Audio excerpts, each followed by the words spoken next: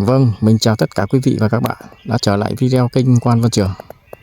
Vâng, hôm nay mình tiếp tục và đi chia sẻ gửi tới tất cả quý vị và các bạn một video trong của ngày hôm nay. Nhất là hôm là ngày 14 tháng 12 năm 2024 âm lịch trong của cuối năm này. Và tiếp tục hôm nay mình chia sẻ và gửi tới tất cả quý vị và các bạn một video chăm sóc cái cây vải thiều, vải Thanh Hà, cũng như là để chăm sóc các dòng phân phun trên và tưới gốc các dòng phân nào để đem lại hiệu quả cao cho cây vải trong cái thời gian thời tiết cuối năm, thúc hoa ra hoa và đem lại hiệu quả cao. Vâng, thì bây giờ mình mời tất cả quý vị và các bạn cùng đồng hành video mình nhé, để mình chia sẻ trong của ngày hôm nay. Trước tiên là mình mời tất cả quý vị xem, đây là trước hết là ống kính mình đang quay một cây Thanh Hà và hầu hết là đang ra hoa rồi, cũng báo rất đều. Trên toàn cây, toàn diện là đã bông hoa, đã báo thế này rồi quý vị nhé. Cũng đã đem lại cây vải Thanh Hà đã báo hoa rất rõ ràng và ra hoa rất đẹp trong cái thời gian mà thời tiết rét này. Thì để làm sao để làm được cái bảo dưỡng được cái bông hoa tốt hơn, tránh được cái tình trạng mà bị lấm, bị thui hoa và rét, cũng nhiều bông và nhiều cây sẽ bị nghẹn. Thì trong của ngày hôm nay mình chia sẻ thì thường thường trong cái mùa rét này và mùa khô này, và trong thời gian này hầu hết là các nhà vườn cũng như là đã thúc vải và cũng đã chăm sóc cây vải thiều Thanh Hà rất chu đáo trong cái thời gian này để chống cái tình trạng nghẹn bông, ra hoa bị nghẹn và ra hoa không đồng đều, và phòng trừ một số về các sâu bệnh để đem lại hiệu quả cao. Thì đặc biệt quý vị ạ, trong cái thời gian này thì riêng những cái cây vải mà đã báo hoa rõ thế này rồi thì mình nên phải chăm sóc trước hết là về sâu và bệnh, và mình sẽ phun trên là những các dòng để làm sao cho dưỡng được cái bông hoa được mập, bông hoa sau này để được đậu quả thật cao, hoa cái nhiều. Thì trong cái thời gian này là mình phải dưỡng cái bông hoa được tốt hơn. Thì trong cái thời gian là cũng rét, đêm mấy ngày hôm nay là cũng hai ngày nay rồi, nhiệt độ cũng xuống sâu và thời tiết ban ngày là nắng, đem lại cái tỷ lệ là nó cây vải sinh trưởng thời điểm mà ra hoa thì đem lại nhiều cây, nhiều vườn là cũng đã bị không đủ nước tưới và thúc nước không kịp, đa số là cũng thời tiết khô này cũng đem lại là ra hoa cũng không đồng đều, hoa ra không đồng loạt quý vị ạ. Thì trong cái thời gian này để làm được cái vải, trước hết là phòng bệnh và phòng sâu thì mình nên chăm sóc phương châm trước hết là dưới gốc là mình sẽ tưới nước, và bên trên mình sẽ phun các dòng sâu. Bây giờ thời gian này sâu ăn tạp rất nhiều và hầu hết đang lở trong thời gian mà khi cây vải mà đang ra hoa thế này nha quý vị nhé. Đấy, khi mà bông vải mà ra hoa tầm này rồi đa số là sâu đẻ trứng rất nhiều đây này. Đấy, trứng rất nhiều đấy, hầu hết là đã có sâu con này. Thời điểm này sâu que, và trong cái thời gian này để chống được cái giá rét cho bông hoa được an toàn thì là quý vị nên phun, một là phun cái dòng một về lấm và các sâu và chích hút, thì quý vị sẽ cộng vào phun để đem lại cho cái cây vải nó giữ được cái bộ hoa, tránh cái tình trạng là khi sâu nó gặm nó ăn cụt là ảnh hưởng đến hoa là sẽ cụt, là không thể nào đem lại cái bông hoa gọn gàng và sẽ cụt đi, này hoa không phát triển và sinh trưởng được. Thì để phun lên thì quý vị thời gian này có những hoa này rồi thì quý vị nên phun bo nhất là bo vi lượng vào để đem lại dưỡng cái bông hoa được tốt hơn, và cộng thêm vi lượng vào để cho cái bông hoa nó tươi. Và đặc biệt nữa là sẽ sử dụng về các dòng lấm để phun chống cái sương mai và cái bệnh than thư trong cái thời gian đêm sương, ngày nắng và đêm giá rét này để đem lại cho cây vải chống chọi với thời tiết. Thì dưới gốc thì quý vị nên rắc lân và nên bổ sung thêm kali vào. Thì năm nay nó rét thì đem lại cái tỷ lệ là nó sẽ rét buốt và có cả sương muối đấy, thì nó ảnh hưởng về cái bộ rễ, và nhất là những cây vải mà nó ra nó chưa không đồng đều, là một hai là cây vải đang ra nghẹn quý vị nhé. Thì riêng với cái cặp cây vải là cũng vậy, trong thời gian này thì mình cũng xem trên vườn để mình chăm sóc, mình thúc cho cây làm sao đem lại hiệu quả cao khi ra hoa. Để cái cây vải Thanh Hà trong thời gian này mà bông hoa ra đẹp thế này rồi thì quý vị lên trước hết là giữ ẩm bộ gốc, hai là sẽ thúc về lân và kali dưới gốc để cho cây để chuyển hoa và ra hoa tốt hơn, và hoa sẽ mập và sẽ chống được cái tình trạng là ra hoa kẹp lọc các quý vị nhé. Thì khi bông hoa mà ra dài rồi mà quý vị mà xem ấy, thì hầu hết là mình kiểm tra mà bông vải mà nó ra mà đẹp thì mình không cần là phải phun về cái tẩy lọc nữa, mà cũng có thể là mình sẽ cộng thêm cái 10/10 để tăng tỷ lệ cho ra hoa và hạn chế về lọc, và sẽ cộng phun vi bo và vi lượng vào trong thời gian này để cho cây vải nó sẽ sinh trưởng và lôi hoa dưỡng và tốt hơn. Nếu mà quý vị mà cộng được cả kẽm vào, cho kẽm vào ấy, thì trong cái thời gian này cái kẽm thì nó nuôi hoa rất tươi và tỷ lệ sau này hoa nó tránh cái tình trạng hoa quải cọc và đem lại cái bộ lá vải này sau này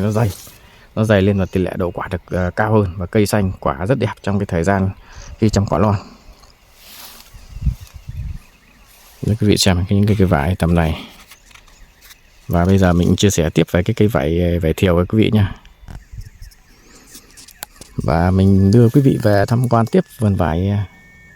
thiều. Thì hầu hết ở trong cái vải thiều của năm nay nhiều vườn cũng báo rồi, hầu hết cũng nhiều vườn cũng trong cái tình trạng là vẫn đang ngủ yên thế này. Và thời tiết khô thế này thì đa số là không có nước và không có phân, thì cây không thể là bật được hoa trong cái thời gian này. Thì trong cái thời gian mà để cây được bật hoa được tốt hơn, thì đặc biệt trong cái thời gian để khi mà cây được chuyển hóa ra hoa tại trong thời gian này, thì quý vị trước hết là phải thúc nước về bộ gốc. Trong thời gian của ngày hôm nay ngày 14 rồi là mình sẽ thúc nước được tốt rồi. Mình sẽ cho phân được tốt rồi quý vị nhé, cho phân nân và kali xuống để dưới gốc. Thì nếu mà thời tiết nó xuống rét sâu này thì làm cho cây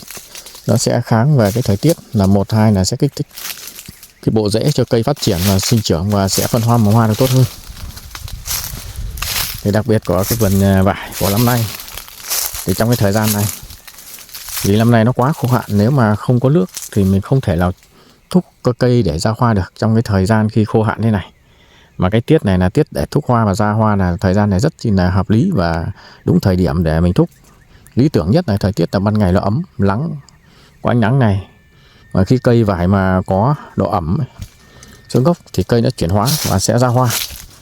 Trong thời gian này khi lập xuân thì lúc đấy là cây đã báo hoa ra tầm có khoảng 1 phân, là lúc đấy là cây đã sinh trưởng và ra hoa, đã đem lại hiệu quả đạt yêu cầu. Còn khi trong cái thời gian này mà những cái vườn vải mà hầu hết là không có nước, mà vết khoanh thì vẫn còn vết khoanh hở nhé, mở thì hầu hết là cây vẫn đang chững mà còn vàng đi. Trong cái thời gian này nếu mà không bổ sung nước, mà quý vị mà không để ý cái vườn cây nhà mình, hầu hết là trong thời gian này nó sẽ đem lại cái tỷ lệ là cây sẽ suy sút và cây vàng đi. Vàng đi đa số nó còn cứng lá. Đây là các quý vị xem này,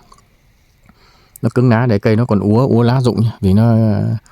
nó bị suy kiệt, không có nước và không thể nào nuôi được sự sống trên cây, nó sẽ đem lại cái tình trạng là cây suy kiệt. Thì trong cái thời gian này riêng về cái cây vải thiều đây quý vị. Còn riêng trong cái thời gian này nhá, những cái vết khoanh là băng được rồi quý vị ạ nhé. Hôm nay 14 rồi, vì năm nay không có mưa, không có thời tiết ẩm gì cả, khô hạn thế này đây quý vị xem này.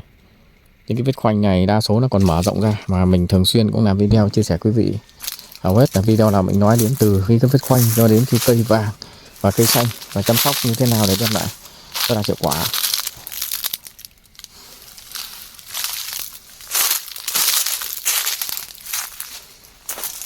Còn những cái cây xanh đen này hầu hết là những cái vết khoanh ấy, là mình khoanh là chưa đạt thì cây nó vẫn xanh đen thế này, hầu hết là lá không xuống bao nhiêu.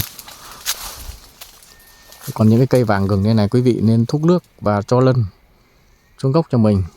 cho thêm kali vào thì cây bắt đầu mới chuyển hóa ra hoa được nhé quý vị nhé. Thì trong thời gian này nó rất khô mà mình phải bổ sung nước.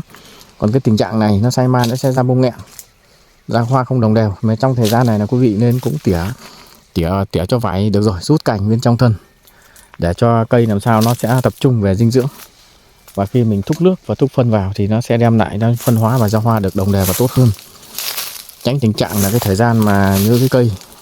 mà nó suy kiệt, mà dinh dưỡng mình cho vào nó phân tán đi, đa số nó sẽ ít dinh dưỡng và nó sẽ chậm mà sẽ phân hóa mà hoa lâu hơn, thì cái cây đấy suy kiệt nên mà sẽ bị tình trạng là bị nghẹn hoa quý vị nhé, ra hoa không đồng đều. Còn như cái vườn vải này là hôm nay mình chia sẻ luôn đấy, nên lên chăm sóc từ rễ đến ngọn. Nhưng trong thời gian này là quý vị nên rắc lân và kali xuống và để thúc cho cây vải làm sao để chuyển hóa hoa càng nhanh càng tốt trong cái thời gian này cho mình. Thì riêng cái cây vải thiều, trong thời gian khô hạn và rét thế này, kể cả quý vị chăm sóc về phân, cho ăn gốc, tưới nước đẫm, hầu hết là cũng phải mất tầm 1 tuần thì cây bắt đầu nó mới tươi được. Thì cây không thể nào ra độc được. Còn ra độc như những cái cây mà khi mình thúc và mình không xử lý về phun ủ hoa thì tỷ lệ cây nó sẽ ra lộc tương đối là cao. Còn riêng mà quý vị đã phun ủ hoa thì sẽ đem lại cái tỷ lệ là khống chế về sinh trưởng, đem cây về chế độ ngủ nghỉ. Thì các dưỡng chất đấy là để nó bổ trợ cho cây vải để về chế độ ngủ nghỉ và phân chia tế bào ủ mầm hoa. xong đủ cái thời hạn là từ 30 năm 45 ngày là cây đã ngủ nghỉ. Và trong quá trình khi đến thời điểm này là quý vị nên đánh thức và thúc phân cho mình dưới gốc là lân và kali để làm sao cho cây vải nó phát triển và sẽ phân hóa mầm hoa được tốt hơn trong thời gian này. Và mình sẽ kết hợp phun trên các dòng phân để cho cây kích thích để cây ra hoa. Từ cây vải thiều, vải thanh hà và vải u thì mình tính theo thời gian. Cây nào sớm thì mình sẽ làm sớm, cây nào tầm trung và tầm vừa thì mình sẽ làm vừa.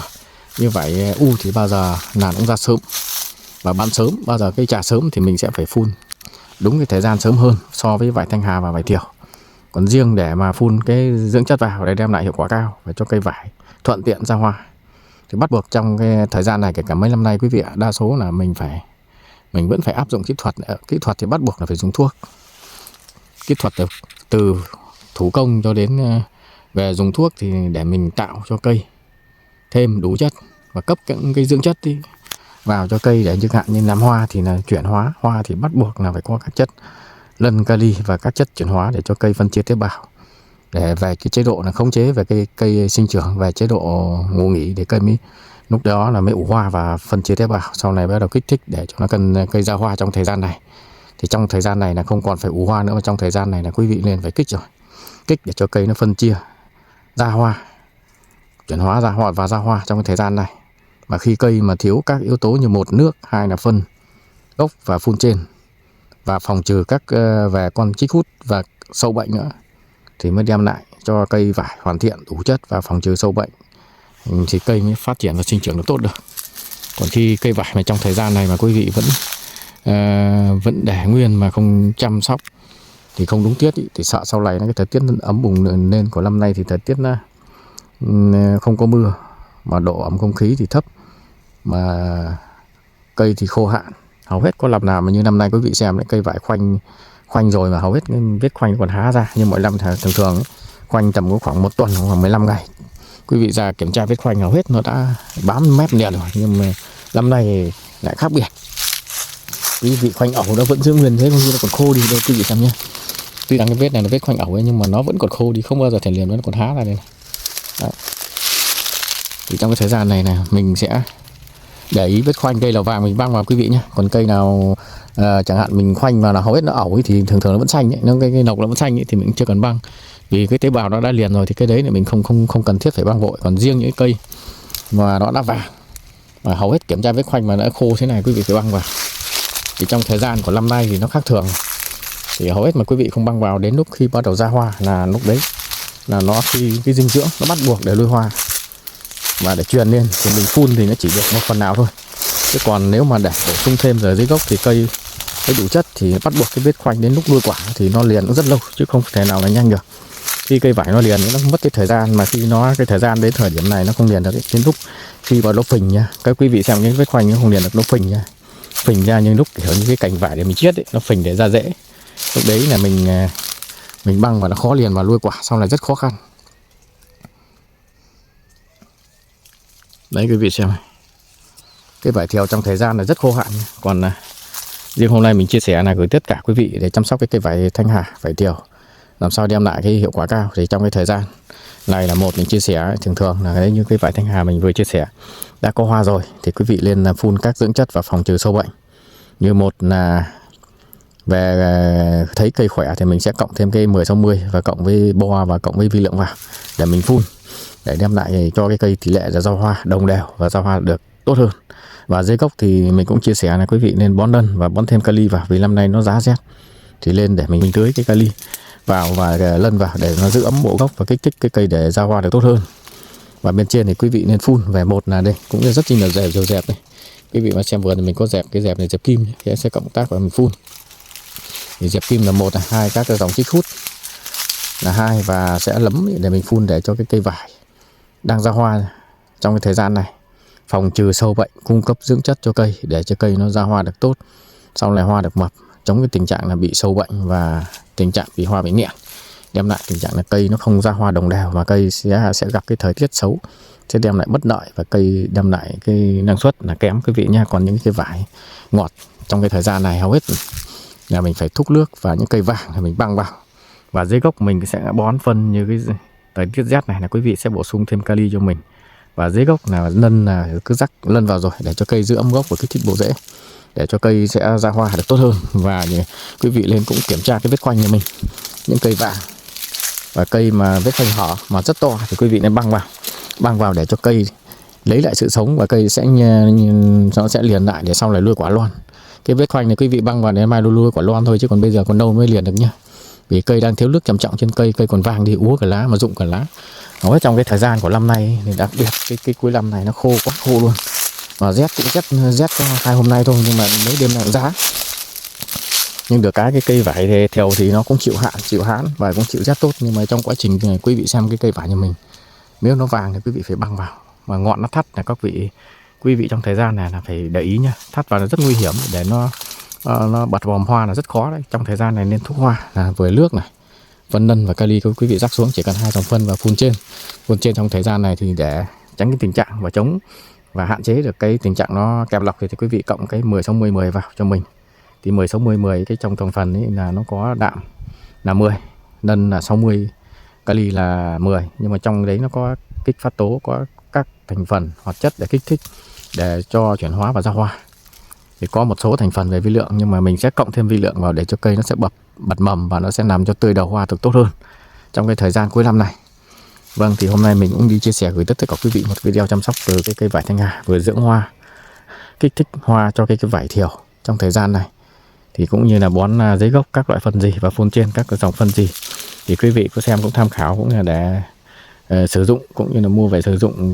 vườn nhà mình để đem lại hiệu quả cao chăm sóc cái cây vải thiều, vải Thanh Hà, vải u trong thời gian này. Thì trong thời gian này rất cần thiết quý vị nha, thời tiết khô hạn của năm nay thì lên mình cũng chăm sóc và để ý, cũng như thời gian này cũng nên kích thích cây ra hoa rồi. Và những cái cây nào mà cây kém cũng nên băng và để cho cây phát triển và sinh trưởng để ra hoa được tốt hơn của cuối năm nay. Rồi mình cũng xin phép được dừng video. Quý vị xem video cũng cho mình xin một like, một nút chia sẻ và đăng ký kênh ủng hộ kênh mình nhé. Mình thường xuyên ra video chia sẻ gửi tới tất cả quý vị và các bạn những cái video hay và những video bổ ích gửi tới tất cả quý vị. Vâng, bây giờ mình xin phép dừng video. Chào tất cả quý vị và các bạn.